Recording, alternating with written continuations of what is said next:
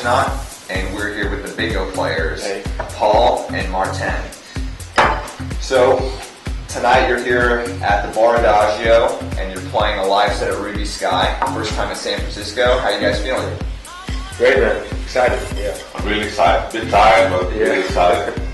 As soon as I get behind the DJ booth, that's all gone. I'm full of energy. So. And so we had a couple of fun questions and a couple more serious questions to ask you guys, so we're kind of going to cover the entire spectrum. So our first question is how often do you guys play an unreleased track to gauge the crowd's reaction? Well, we always have one or two in the set, because you have to test them out and you tweak them a bit and you test them out again. So every set of ours we have unreleased stuff in it. And so based on the crowd's reaction of your track, do you go back in the studio to tweak it towards what you think the crowd will like better afterwards, or do you keep it the same way, or what's the process behind that? Now, most of the time when we test the track and we see the crowd's response, if it's positive, we keep it that way. But if it's like, oh, maybe we can do it a bit different here or a bit different there, then we tweak it at home and play it again and see if it has the effect that we thought it would be. So yeah, we sometimes go back and forth from the studio to the booth. Sometimes it's like instant, it's perfect. It's like, okay, don't change it. It's good like this. Especially when you have a good crowd, that's the best way to test test it, And then when a good crowd, and if they don't respond, then you know that you have a lot of work to do. Yeah. Well, with all the dancing astronauts and the crowd tonight, I guarantee you guys will have an awesome crowd. Well, we'll test some new stuff for you out, so we'll see how you react to that. And so here's a question that I know you guys probably get every single time, but we've got to ask it because I personally want to hear it from you guys.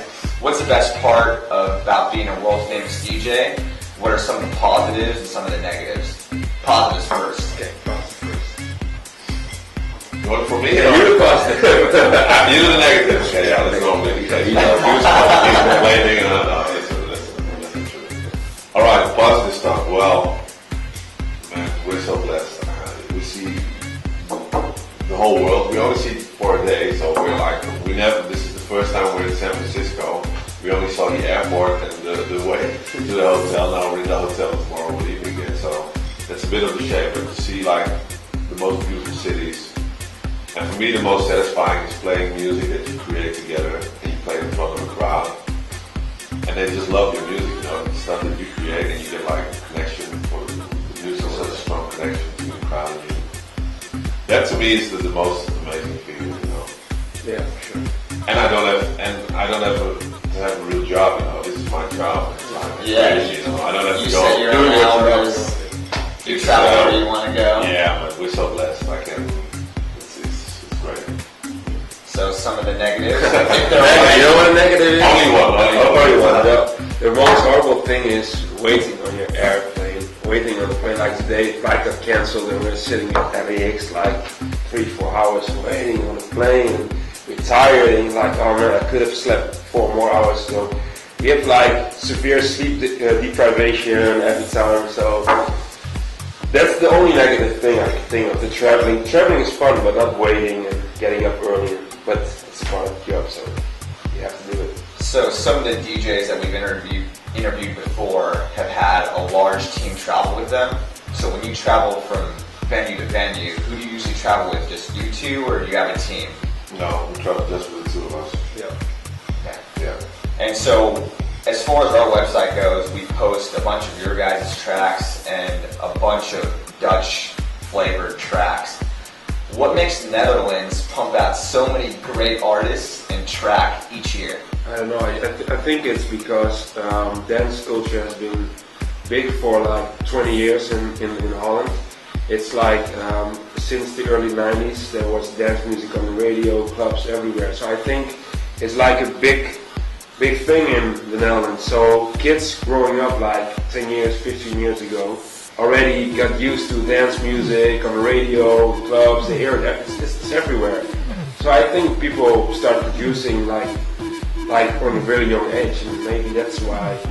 Yeah, and it's also, you have to understand that the difference, for example, between the US and Holland is that in Holland, dance music, also underground dance music, is like mainstream. So year you have like Billboard Hot 100, it's all hip hop and country and pop, and you know. And in our top 40, there's that like really underground and house stuff that just we play like big time on the radio. So that's a real big difference, I think, between like all of, for example, in the US. And I think it's switching a bit now. I feel that, especially in California, it's becoming really big. Like the dance music, and especially also the Dutch flavored sound, as you call it. It's really big over here. And I only hope that now that more radio stations are going to play like dance music, and not only like Lady Gaga dance or Black Eyed Peas dance, but also some, you know, real DJ dance music. And so that brings me into the second part of this question. As you all know, the electronic dance music and the hip-hop world or the pop world are kind of meshing together. So for example, Busta Rhymes on the new Tiesto and Diplo track, Come On, and you've seen Chris Brown use some of Calvin Harris's tunes, even Lil Wayne getting in on some Afrojack produced tracks. Do you guys, as far as 2011 goes and in the future, expect to be working with any pop artists, or what are your thoughts or feelings on that? Yeah, I think so. We are already talking with some labels, especially one label in the US, like a major label, about doing some stuff for their artists. So I think we'll have next year, maybe year.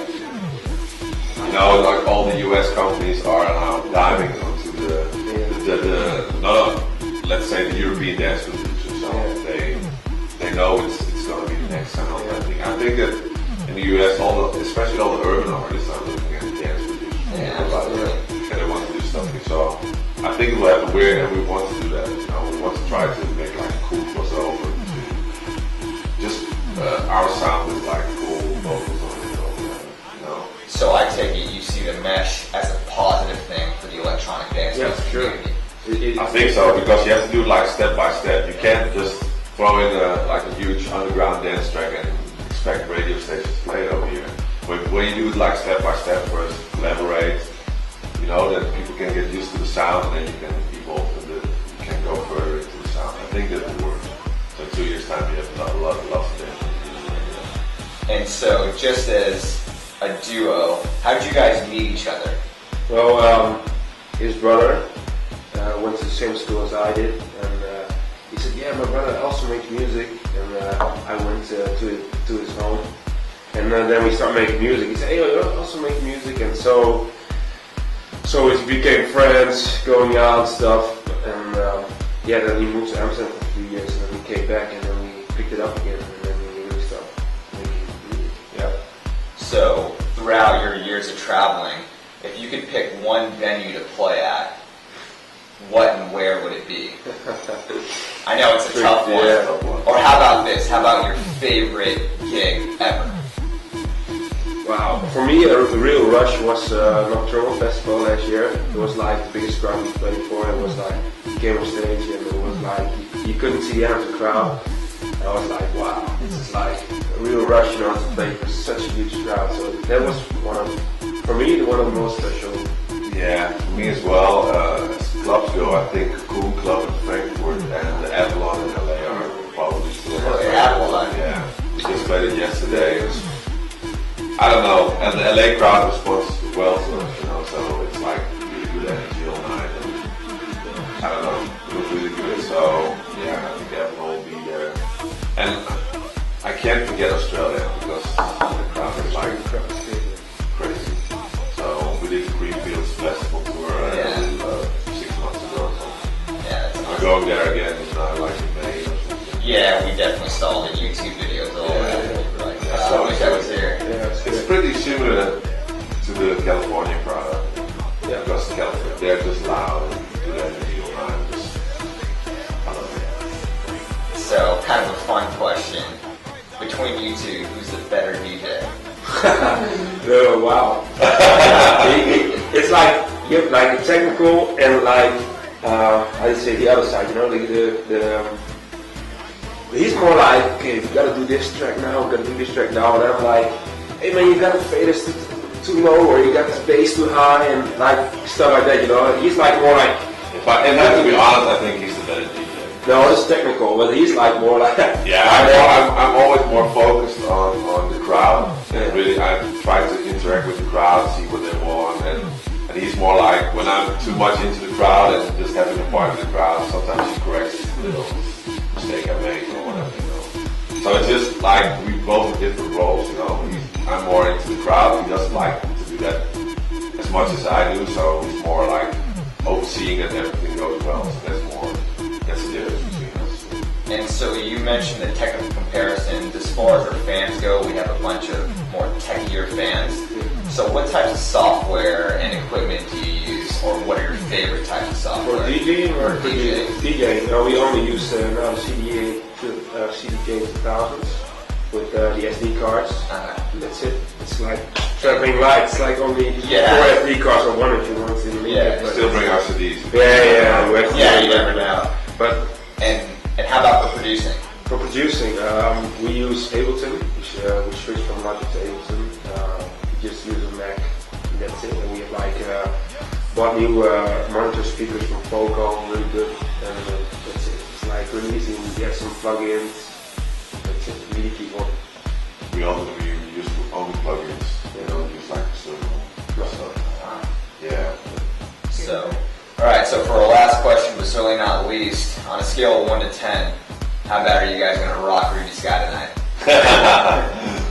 Well, it's always hard to say, you know. We go for the 10. We go for the 10. We go for the 10 always. You know, just from meeting you guys, I think that we should bump the scales up a little bit more and probably shoot for like a 12. I'm sure you guys are going to hit that no problem. We have no idea what to expect. You know, it's our first time in San Francisco, so we don't know the San Francisco crowd. We have no idea how they react to us, and also the venue we never played it before, so it's all new tonight. So exciting. Well, wherever Dancing Astronaut is, we'll be sure to bring the party for you guys. That would be cool. That would be cool. So there you have it, folks.